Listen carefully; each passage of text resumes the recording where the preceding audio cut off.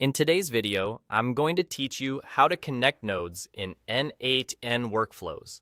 By the end, you'll feel confident linking nodes together so your automation flows exactly the way you expect. First, open your workflow and make sure the nodes you plan to use are already on the canvas. In n8n, each node represents a task or event. Action nodes, like sending an email or transforming data, typically have a small circle on both the left and the right. The circle on the left is the input, and the circle on the right is the output. Trigger nodes, which kick off your workflow, usually only have one circle on the right because they start the flow and don't receive input from another node. Begin with your trigger. Move your cursor to the small circle on the right side of the trigger node. Click and hold, then drag your mouse across the canvas. You'll see an arrow following your movement. This is the connection line you're creating. As you drag, steer the arrow toward the node you want to run next. Now, connect that arrow to the left circle of the target node. When you hover over the left circle, you'll often notice a slight highlight or snap effect indicating the connection point.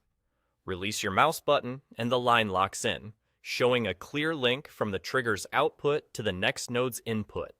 That's your first connection done. You can continue this process to build your workflow step by step.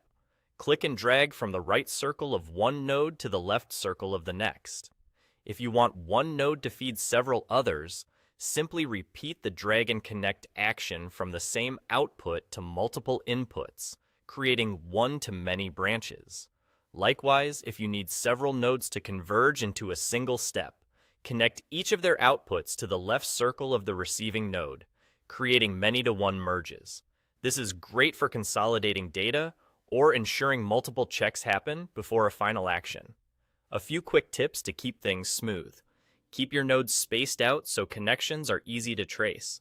If a line doesn't attach, make sure you're dragging from a circle and releasing exactly on the left circle of the target. And remember, triggers only provide output, so always start your first connection from the trigger's right side. That's all there is to it. With these simple drag and connect actions, you can chain nodes, branch logic, and combine results to build powerful automations in n8n. Happy building!